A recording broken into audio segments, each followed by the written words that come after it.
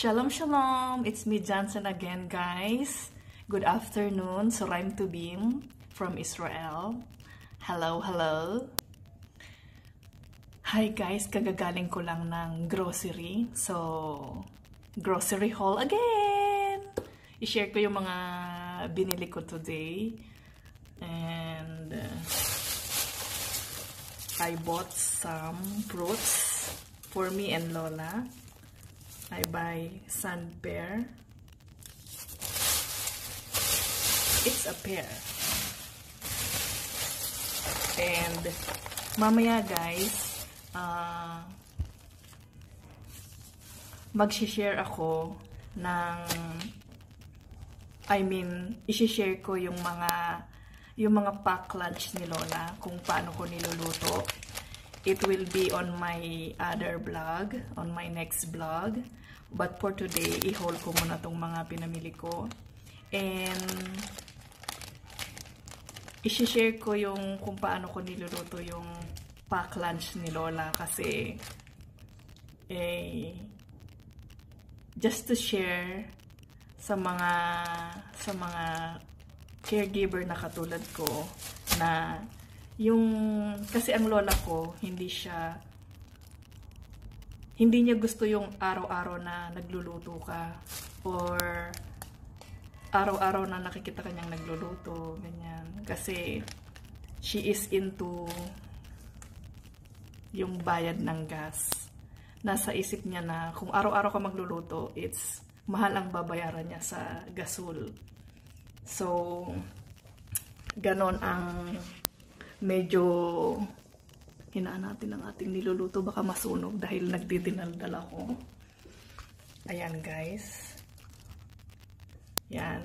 Yung mga, kasi before nung bago pa ako kay Lola, talagang nag-o-order siya ng pack lunch. Yung frozen, I'll show you. Kaya nakaipon ako ng mga lagayan for her lunch na niluluto ko. So, ginaya ko rin yung idea na yon. So, we have something like this. Yan. Yan. Nung bago pa ako, ganito yung mga pagkain na dumadating sa kanya. Kasi nag-o-order siya somewhere and nakaganito. So, it would be something here, something spaghetti, something rice, and here something mga meats, mga meatballs, chicken, beef, anything na magsaswak sa mga rice, ganun. Parang tayo rice and ulam, di ba? And side dish. Here naman yung mga salads. Kaya nagka-idea ko how to prepare her lunch, her foodies. Yan. Dahil dito. And nung bago pa ako, gusto ni Lola, dahil ang mga lola sobrang, alam mo yun, mga matitipid. Dito sa isang ganito, gusto niya half pa yung kakainin mo sa isang ganito. O, diba? Slim fit. May slim fit tayo. Pero never nangyari ang slim fit. So, yan. Excited ako na i-share yung mga foods na gustong-gusto niya. In fairness, guys, gustong-gusto niya yung mga luto ko. So, swak na swak sa kanyang taste. So, she love it. Gustong-gusto niya rin yung parang yung Asian, Asian pancit. Kaya I bought some of this. Parang malabihon ang dating. And some of this. And like this. Yung mga sweet and sour style. Yan, nagustuhan niya yan. Because palakain din siya. Malakas din kumain si Lola. Na overcome niya na yung half-half na box sa lunch box, half-half. Ngayon, full meal na siya. Ubus niya as in simot kasi sobrang sarap daw. So yan, we love macaroni. I love spaghetti. And kasama sa cooking with Johns, yung ano naman, isasama ko yung soup. Soup number 5. 1, 2, 3, 4, 5 yan. I will be cooking also soup for Lola. And kaya bumili tayo ng, what's this? Kishuim. It's like zucchini. And syempre, hindi mawawala ang carrots. At ang ating garlic. At kasama din sa recipe ko yung malakalderetang manok. Kaya bumili ako ng bell pepper. Kinakaldereta ba ang manok? Kanya-kanyang ano lang siguro yun, shigaon. Kanya-kanyang craziness. Kasi may natira ako guys na mamasita kaldereta. So, I will be cooking kaldereta for Lola. Yan. And this, syempre para to sa gagawin kong soup. The soup will be half chicken and half meatballs. Yan. Tsaka ang preparation ng foodies ko kay Lola is for 1 week. Kasi nga, yun na nga ang sakit niya. Ayaw niyang nakikita ako laging nagluluto. Ngayon, she is napping. She's taking her nap. Kaya nakaluto ako ng 2 recipe. And it will be on my next vlog. I will share it on my next vlog. I already done the schnitzel and the sauce, the spaghetti sauce, sweet style. And so bell pepper. Then lalagyan din natin ang ating soup ng potatoes. Chocolate spread. Lola love chocolates. Any chocolates. Yan. Meron din siyang chocolate bar na ganito. Ito ang chocolate spread for her morning, for her breakfast. We have also milk. What else? And tomatoes. And I bought coffee. Binili ko to kasi may ganito. Extra cup for coffee. Coffee lover here, present. And I bought Lola strawberries para sa kanyang dinner.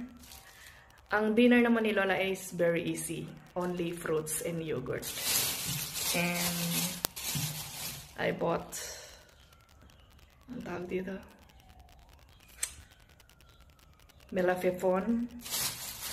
In Tagalog is pipino. At para sa ating gagawing soup number 5 is we need repolyo. At syempre hindi mawawala ang bawang. And apples. We love apples. An apple a day keeps the doctors away. Up and away. And syempre buns. May bagets. Tinapay. In 2 kinds. The brown one. The brown bread.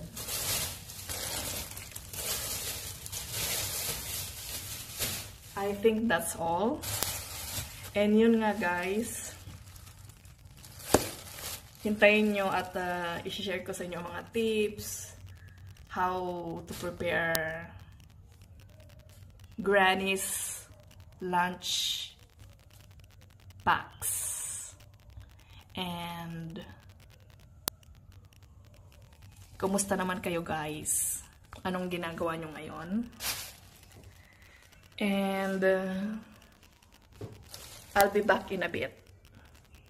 See you later. Hi guys, I'm back and I'm with Tuti. Say hi, Tuti. Grumpy Tuti. I'm back guys at tapos na ang aking mga task. Now it's quarter to 3 and chill time na, kaya ang balak ko lang ay makipagkwentuhan sa inyo and ng mga buhay-buhay as a caregiver. Wala naman kayong magtatanong, kaya tanong ko, sagot ko. Kaya welcome back to my channel. Tanong ko, sagot ko. Yun ang ating content. Tanong ko, sagot ko, para lang buang. And really, I am buang, bagtit. And yun guys, kwento ko lang ang mga pangyayari sa buhay-buhay dito sa Israel. And I'm Johnson and dito sa Israel mag 14 years sa June. I know kay Lola is mag 6 years sa June, pero mag 14 years ako sa August. Yon, clear. And si Lola ay ang aking pangatlong employer. I have my past employers and the first one is for 1 year, almost 1 year, and she died already. And ang aking second one is almost 8 years, 7 or 8 years, ganun ba, Eric. And this my last is, this is my special visa, and I am mag 6 years na ako sa June 28. Yan. And kwento ko lang kung paano ko noon na-meet si Granny Allegra. And yun nga, yung pangalawa ko is she died also sa katandaan na din. She is very healthy, matanda na rin talaga, the age of 98, and Alzheimer. Mahirap. Kung ikikwento ko lahat ng in that 7 to 8 years with her, almost 8 years, siya yung masasabi kong pinakamahirap kong employer. Kasi Alzheimer, tapos laging galit, laging naghahanap ng mga pagkakamali, ganon, maselan sa lahat. And doon sa kanya ko naranasan yung as in a worst part of caregiving. And the other side, sa kanya ako natuto na maging matatag na caregiver. And it's all good. Sabi nga sa salita ng Panginoon na all things works together for good. So mahirap man yung dinanas ko noon, but naging matatag ako, natuto ako, and naging dagdag kaalaman sa pagiging caregiver ko.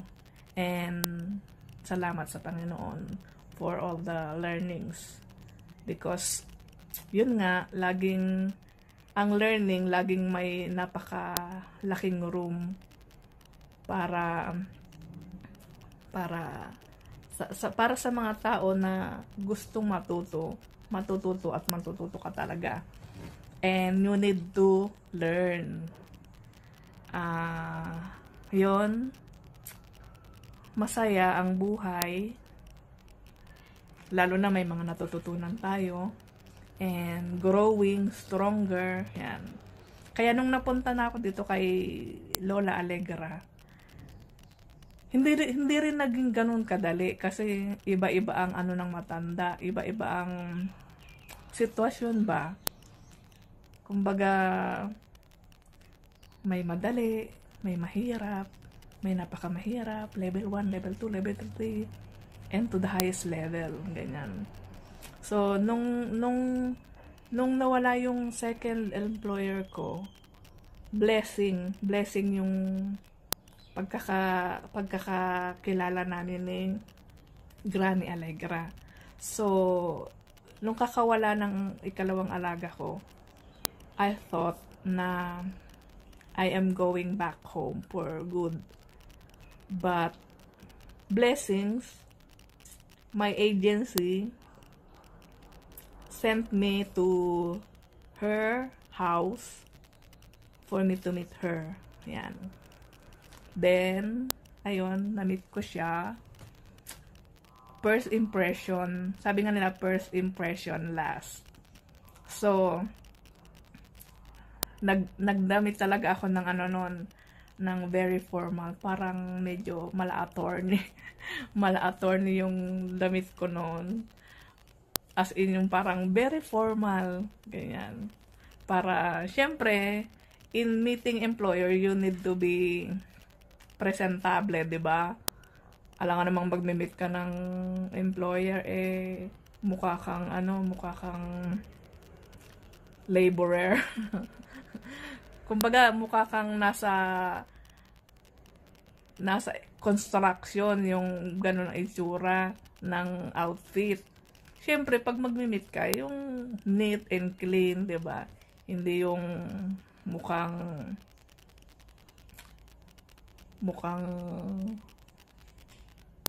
kakagapas mo lang ng ng palay, parang gano'n. Siyempre, iba yung pag-meet ng mga employer. Pag caregiving ang mo. So, you need to be presentable, 'di ba? So, yun. Nung nakita ko ni Lola, na starstruck siya. Dahil na starstruck, nasabi niya tuloy sa lahat na gusto niya na ako ang mag-aalaga sa kanya for the rest of her life. So, good health lang, Lola. And be strong always. Yun ang sabi niya. And yun nga, hindi naging madali kasi para kami nung mga unang buwan, ganyan, mga unang buwan namin, pangalawa, pangatlo, pang-apat, basta ganyan, mga isang taon, talagang nag-aaway kami, as in para kaming aso't pusa, ganyan. Once kasi dito sa Israel, you need to learn basic Hebrew. Nung bago lang ako dito, talagang inaral kong mabuti yung kahit yung basic Hebrew lang. Kasi tas dito ka na tas dito ka na matututo ng madadagdagan yung mga matututunan mo, yung mga wordings mo, yung mga how you speak fluent. Hindi naman ako nakaka-speak ng fluent Hebrew. Pero madadagdagan siyempre yung mga matututunan mo sa pamamagitan ng pakikipag-usap, at yan nga, tuturuan ka din ng mga lola kung ano yung tamang bigkas, gano'n. So, inaral ko talaga at natuto talaga ako. Pero not that fluent na katulad ng iba na sobrang gagaling mag-Hebrew. Sobrang galing makipag-communicate as in Hebrew. Yan, yung my partner, she is very fluent in Hebrew. And my very best friend here, and si Yuki, yan, magagaling silang mag-Hebrew. And they also know how to read in Hebrew.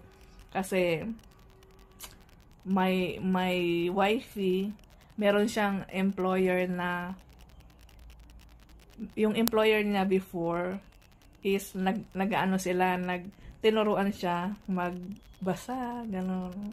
Yan yung bonding nila. Tapos ang aking very BFF sister, Yuki, talagang ano yun, talagang matalinong bata. Shout out, Yuki! I miss you! Lockdown! Kasi nagwo-work siya sa home for the aged dito, kung tawagin. So, this pandemic, talagang kulong sila. As in bawal ang labas-pasok sa kanilang area. Alam mo yun, kasi puro mga matatanda.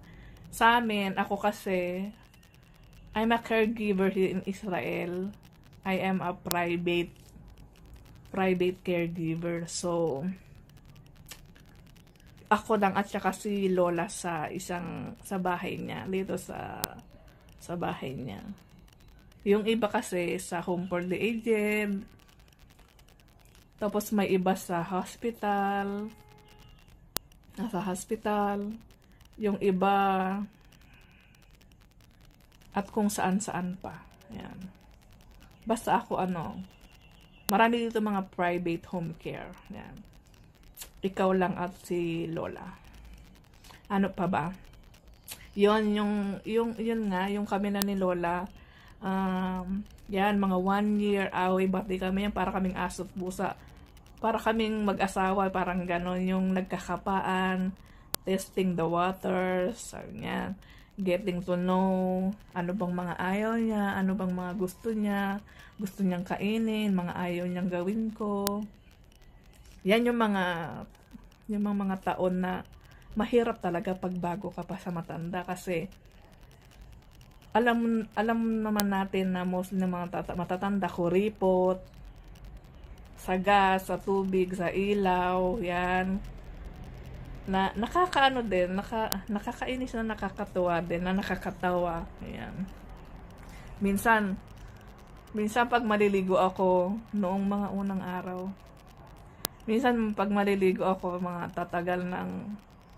matagal na siguro yung 10 to 15 minutes, 'di ba?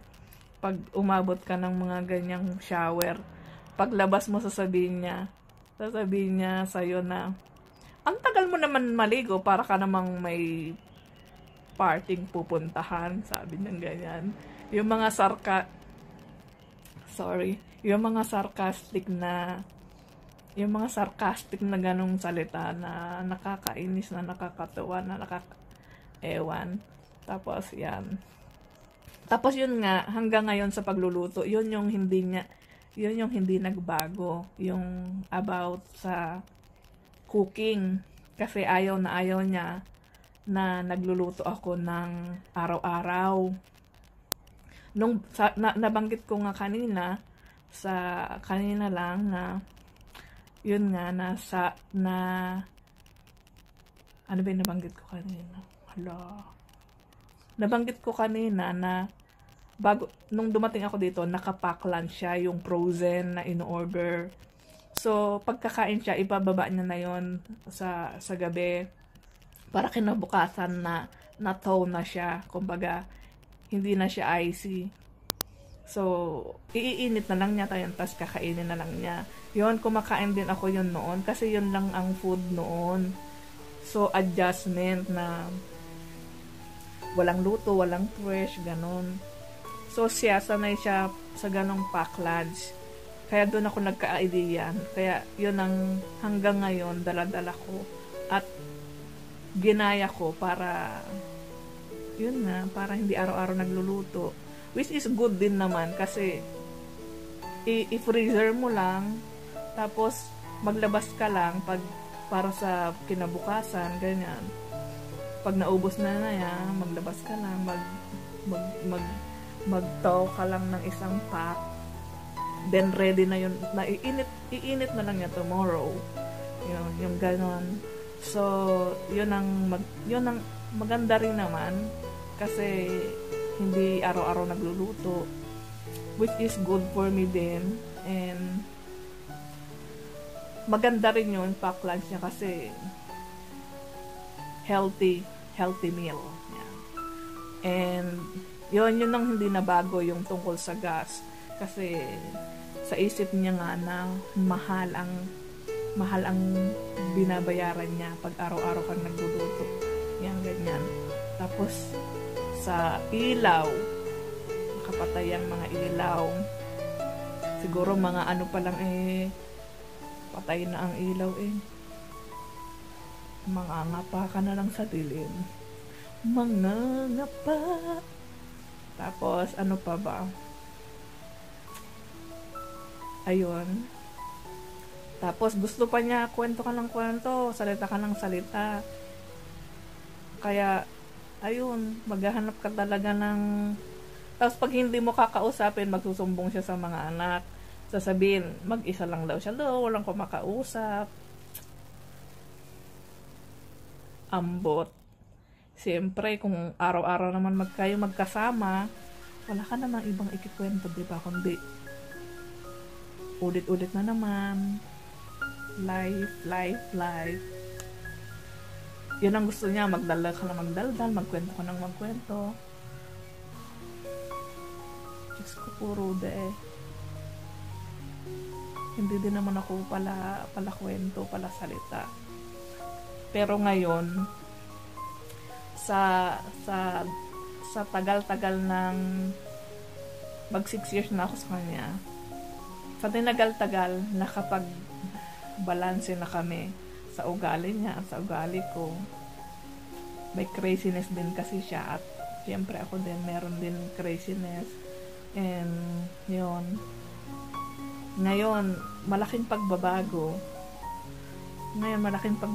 na kasi kumbaga nagkakilala na kami, nagka-adjustan na kami, napakabait na niya ngayon. May mga bagay lang na talagang hindi magbabago at acceptance na lang, diba? You need to accept it so that hindi ka araw-araw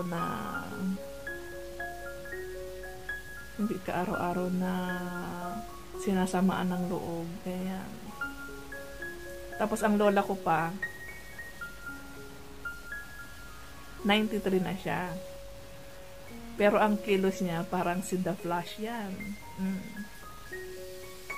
I'm so blessed kasi healthy, napaka-healthy na lola. Sana she will stay that way. Kaya I'm giving her healthy meals, healthy fruits, yan.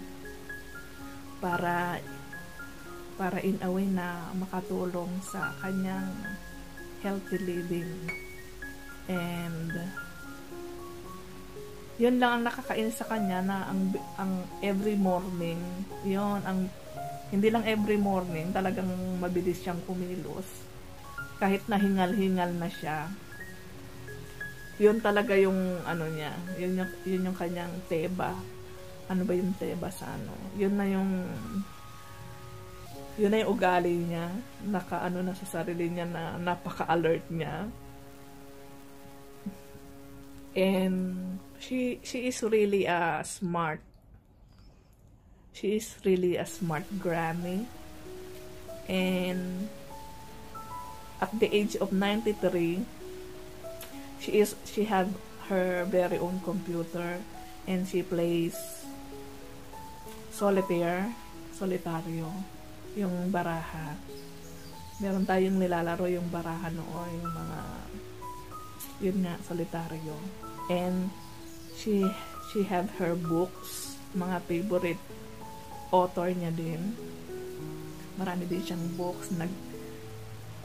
Nagbabasa siya to pass the time. And nag-exercise siya every morning. We have the, what do you call this? Parang bicycle, hand bicycle. Pwede siyang hand bicycle. Pwede siyang sa legs bicycle. Yung mga ganyang whatsoever. And yun, nakakatuwa lang si Lola ko kasi hindi na siya yung naghahanap ng atensyon like nung mga unang araw. Hindi na siya nagpapabebe na yun nga, yung grabing may attention, ganyan, na ginagalit ako. Ngayon ayaw niya nang nagagalit ako. And akala niya hindi ako palakain. Kasi nung mga unang taon namin, guys, sabay kaming kumain ni Lola.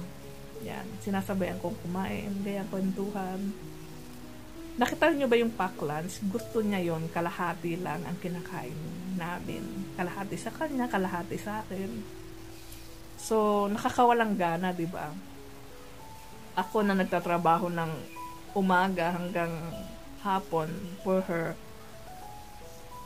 Kalahati lang ng pack lunch. Hindi naman ganoon. Walang ganunan. Walang ganunan. Slim fit ka nga. Mamamatay ka naman sa gutom, di ba? Wag ganon, besh. Ayun. Simula nun, hindi ko na siya sinabayan. At sinabi ko sa kanya na, tingnan mo, nagtatrabaho ako mula umaga hanggang hapon. I need to eat full meal. Yan. At sa mga sumunod na araw, hindi ko na siya sinabayang kumain.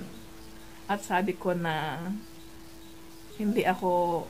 kakain na lang ako pag gustong kong kumain. Ganyan.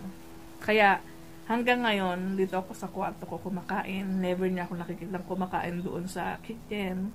Sa dining area namin, never niya ako nakikita doon kumain. Kaya akala niya, hindi ako palakain. Kaya nag-worry siya na, kumain ka naman. Sabi ko, kakain ako kung kailan ko gusto kumain. Kaya hanggang ngayon, never niya na ako nakikita kumakain. Never na kami magsabay kumain. Kasi nakakawalang gana din yung nakatingin siya sa pagkain mo, diba guys? Nakakawalang gana talaga yun. Kaya never na akong sumabay nun. Which is good ngayon kasi nasanay na siyang kumain mag-isa. She knows how to painit naman yung pagkain niya. Iinitin na lang. Kaya naka-ready naman na yung pagkain niya. So, yun. Ano pa guys, ang mai-share ko. Tapos yun, natuto na kami sa isa't isa. Nag-adjust na siya, nag-adjust na rin ako. Kasi dati sinasabihan niya na ako daw ang boss, ganyan. Ako daw lagi ang masusunod. Which is sinasabi ko lang naman yung mga bagay na para sa ikabubuti niya. Na hindi niya ikakapahamak. Yung sasabihan mo dahan-dahan lang, ganyan. Ayaw niya yung sinasabihan ng gano'n kasi para daw na inuutusan ko siya, ganyan. Which is, sinasabi mo lang naman yon para sa kanya, para sa pag-iwas sa kapahamakan. Which is, kung nagmamadali siya, biglang matumba or ganyan, diba? So, sinasabi ko din na kung bakit ko sinasabi na kung bakit ko yung sinasabi dahil para din sa kapakanan niya, sa ingatan siya, para ingatan siya na huwag madulas, matumba, diba? So, nakakatulong yun. Sasabihin mo kung bakit mo siya sinasabihan ng ganon or bakit mo ginagawa yun sa kanya? Parang para din bata na ang mga matatanda. So, you need to tell them the reason why na dinidisiplina mo sila. Ganon. So, marami pang mga bagay-bagay at mga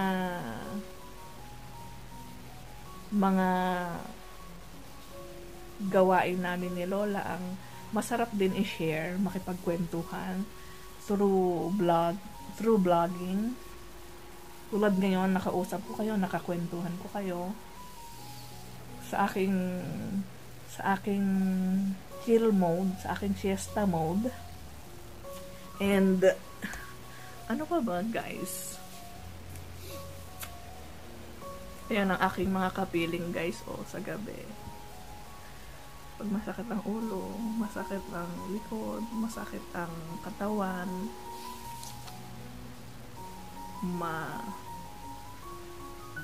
masakit ang asukasuan.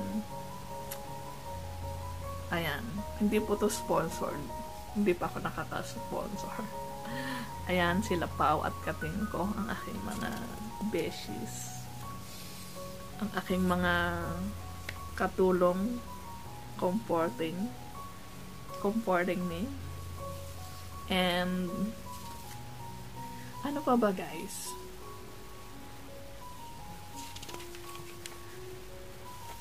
Thank you for listening to my mga medyo nonsense ba?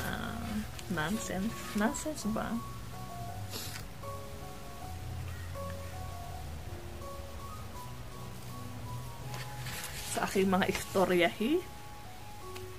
Thank you for being with me sa aking mga istoryahi, guys. And sana sa susunod ulit, samahan nyo ako. Kahit nakikinig lang kayo, it helps.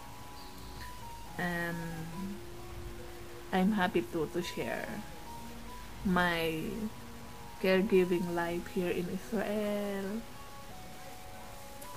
And sharing na hindi din naman ganon kadali maging OFW, hindi ganon kadaling maging malayo sa pamilya,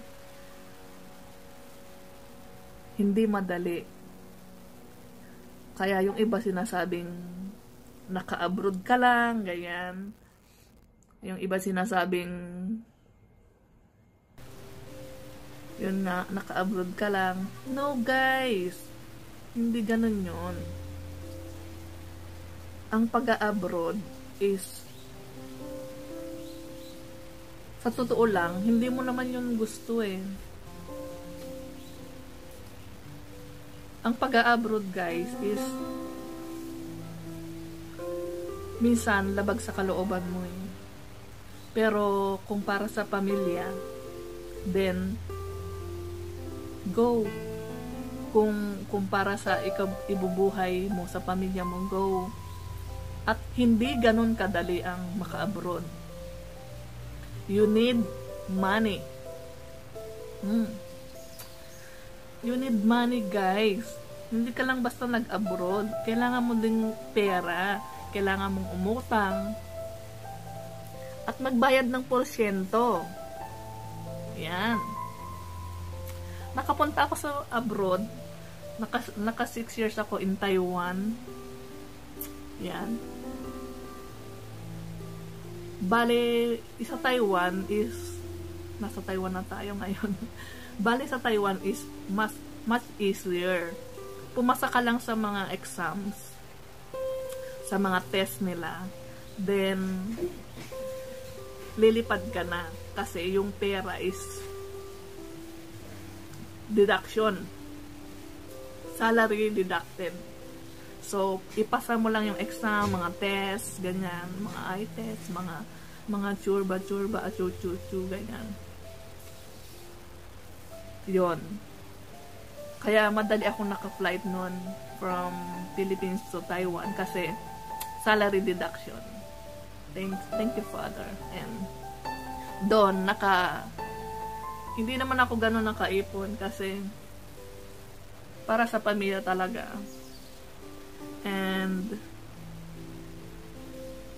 hindi ganun kadali ang malayo sa pamilya.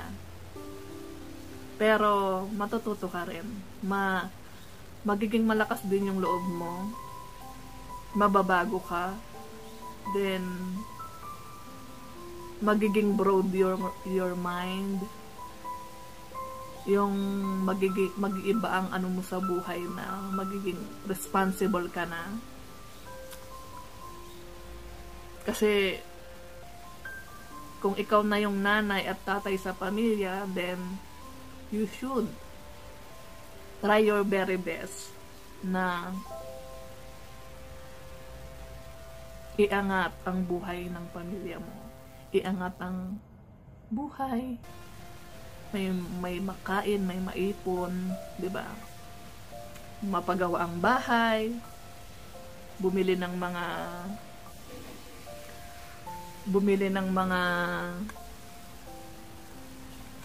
gustuhin mo sa buhay, mga plano mo, mag-ipon, ganyan. So, hindi pa ako nakaipon noon in 6 years, 5 to 6 years in Taiwan. Kasi sahod mo, padala mo, gano'n. Gano'n ang ano noon. Kumbaga, hindi pa yung ipon-ipon. So, umuwi ako, merong konting ipon. Konti lang, hindi gano'n kalaki. So, biglang may Israel. May kumare help me. Na parang sister ko na rin. Shout out to my dearest sisterette and Mare. Sandy, Mare Inga, my very lovely sisterette, na family ko na rin. And yun, hindi madali talagang maka-abroad. You need money, money, money. Lots of money. Thankful kasi na-refer ako ng aking uncle na makahiram ng pera with interest. Yeah. Hindi madali kasi syempre in your first year na makarating ng Israel, in my first year here in Israel, I paid my utang, I paid with interest. And thankful ako sa mga taong ginamit ng Panginoon kung bakit ako nakarating dito. Because yung Israel nakatulong sa buhay namin 360 degrees. Nakaipon, nakasuporta sa aking mga magulang. And hindi lang sa aking mga magulang, sa aking brother and family. And thankful ako sa blessings ng Panginoon na ginagamit ako to be a blessing to many. And I'm happy. And I'm learning. I'm still learning. And I am creating a life na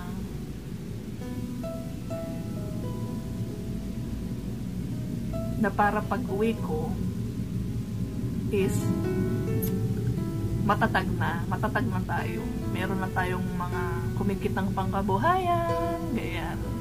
Kasi tumatanda tayo hindi naman tayo habang buhay na malakas.